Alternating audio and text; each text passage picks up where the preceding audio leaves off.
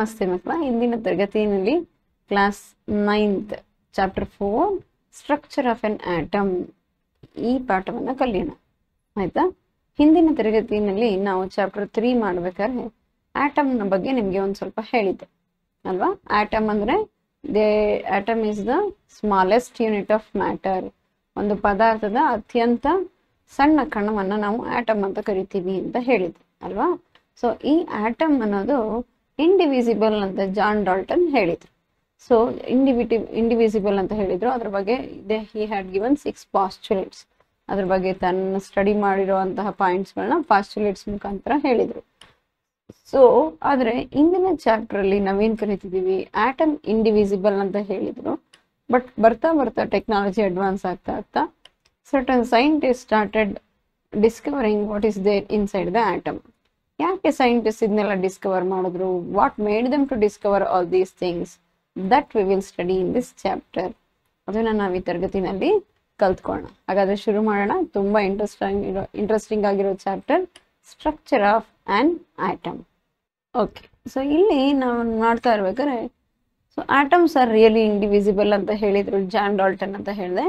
But during 19th century, end of the 19th century, we will be so when we study the certain properties of atom, we came to know that atom is not indivisible.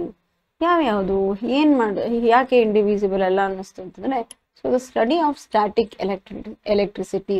Electricity ಬಗ್ಗೆ ಅಧ್ಯಯನ ಮಾಡ್ತಾ ಹೋದಾಗ atoms ಅಲ್ಲಿ ಏನೋ ಒಂಥರ charged particles ಇದೆ ಅಂತ ಅನ್ಸಕ್ಕೆ ಶುರುವಾಯಿತು. ಆಯ್ತಾ? ವಾಟ್ ಈಸ್ ಸ್ಟ್ಯಾಟಿಕ್ ಎಲೆಕ್ಟ್ರಿಸಿಟಿ ನೋಡೋಣ ಇವಾಗ. ಸೊ ಇದು ಸ್ಟ್ಯಾಟಿಕ್ ಎಲೆಕ್ಟ್ರಿಸಿಟಿ ಅನ್ನೋದನ್ನ ಏನು ಮಾಡ್ಬೇಕಾದ್ರೆ, ನೀವು ಈ ಎಕ್ಸ್ಪೆರಿಮೆಂಟ್ಸ್ನ ನಿಮ್ಮ ಕ್ಲಾಸಸ್ನಲ್ಲಿ ತುಂಬ ಮಾಡಿರ್ತೀರ. ಏನು ಮಾಡ್ತೀರಾ? ಇಲ್ಲಿ ಇಲ್ಲಿ ಬಾಚಣಿಗೆನ ನೀವು ಬಾಚ್ಕೊಂಡು ಸಣ್ಣ ಸಣ್ಣ ಪೇಪರ್ ಪೀಸಸ್ ಹತ್ರ ಹಿಡಿಬೇಕು. ಅವಾಗ ಏನಾಗುತ್ತೆ, ಆ ಚಾರ್ಜಸ್ ಎಲ್ಲನೂ ಅದಕ್ಕೆ ಅಟ್ರಾಕ್ಟ್ ಆಗುತ್ತೆ ಅಲ್ವಾ? ಅಟ್ರಾಕ್ಟ್ ಆಗಿ ಏನಾಗುತ್ತೆ, ಸೊ ಆ ಬಾಚಣಿಗೆಗೆ ಅಂಟ್ಕೊಳ್ಳೋಕೆ ಶುರುವಾಗುತ್ತೆ. ಸೊ ನಿಮ್ಮ ಬಾಚಣಿಗೆ ಈ ಥರ ಇತ್ತು ಅಂದರೆ, ಓಕೆ, ನಿಮ್ಮ ಹತ್ರ ಎಲ್ಲ ಒಂದೊಂದು ಬಾಚಣಿಗೆ ತೊಗೊಂಡು ಬನ್ನಿ. ಒಂದು ಬಾಚಣಿಗೆ ತೊಗೊಂಡು ಒಂದು ಸಣ್ಣ ಸಣ್ಣ ಪೇಪರ್ ಪೀಸ್ ಮಾಡ್ಕೊಳ್ಳಿ. ಸೊ ನೀವು ಈ ಪೇಪರ್ ಪೀಸ್ ಆದಮೇಲೆ ಇದನ್ನು ನೀವು ತಲೆ ಬಾಚ್ಕೊಂಡು ತಕ್ಷಣ ತಲೆಗೆ ಒಂದು ಸ್ವಲ್ಪ ಹೊತ್ತು ನೀಟಾಗಿ ಬಾಚ್ಕೊಂಡು ಅದನ್ನು ತಕ್ಷಣ ನೀವು ಪೇಪರ್ ಪೀಸಸ್ ಹತ್ರ ಹಿಡಿದ್ರೆ ಏನಾಗುತ್ತೆ, there is a force of attraction and all the paper start getting attracted towards the comb. ಆಯಿತಾ? ಈ ಬಾಚಣಿಗೆ ಹತ್ರ ಅಟ್ರಾಕ್ಟ್ ಆಗ್ತಾ ಹೋಗುತ್ತೆ. ಸೊ ಇದನ್ನೇ ನಾವೇನಂತ ಕರಿತೀವಿ, ಸ್ಟ್ಯಾಟಿಕ್ ಎಲೆಕ್ಟ್ರಿಸಿಟಿ ಅಂತ ಕರಿತೀವಿ. So this electricity is due to the production of charges. ಆಯಿತಾ? ಸೊ ಇದನ್ನು ನಾವೇನಂತ ಕರಿತೀವಿ, ಸ್ಟ್ಯಾಟಿಕ್ ಎಲೆಕ್ಟ್ರಿಸಿಟಿ ಅಂತ. ಸೊ ಇನ್ನೊಂದು, rub a glass rod with a silk cloth. ಒಂದು ಗ್ಲಾಸ್ ರಾಡ್ ಸಿಲ್ಕ್ ಕ್ಲಾತ್ ರೇಷ್ಮೆ ಬಟ್ಟೆ ಮಾಡಿ ಹತ್ರ ರಬ್ ಮಾಡಿ ಅದನ್ನೇನು ಮಾಡಬೇಕು, bring it near the inflated balloon. Inflated ಅಂತಂದರೆ ಬಲೂನ್ ಊದಿರ್ತೀವಲ್ಲ, ದಪ್ಪ ಇರುತ್ತಲ್ಲ, ಅದ್ರ ಹತ್ರ ತಗೊಂಡೋಗಿ ಏನಾಗುತ್ತೆ, ಅಬ್ಸರ್ವ್ ವಾಟ್ ಹ್ಯಾಪನ್ಸ್.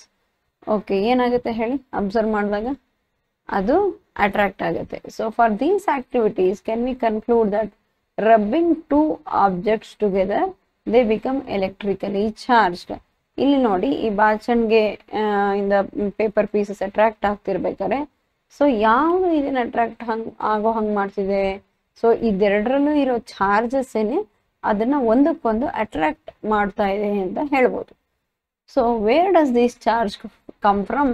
ನಾವು ರಬ್ ಮಾಡಿದಾಗ ಏನಾಯ್ತು, ಚಾರ್ಜಸ್ ಏನಾದ್ರು ಉತ್ಪತ್ತಿ ಆಯ್ತಾ?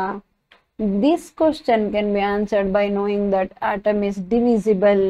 ಸೊ ನಾವು ಜಾನ್ ಡಾಲ್ಟನ್ನ ಆಟಮ್ನ ತೆಗೆದ್ಬಿಟ್ಟು ನಾವೇನಂತ ಹೀಗೆ ಹೇಳ್ತೀವಿ ಅಂತಂದರೆ, ಆಟಮ್ ಈಸ್ ಡಿವಿಸಿಬಲ್ ಅಂತ ಹೇಳೋಕೆ ಶುರು ಮಾಡಿದ್ವಿ. ಯಾಕೆ ಆಟಮ್ ಈಸ್ ಡಿವಿಸಿಬಲ್ ಅಂತ ಹೇಳ್ತೀವಿ ಅಂತಂದರೆ, so that means that inside the atom there must be something which is charged. So that is why we came to know that atoms are divisible in nature.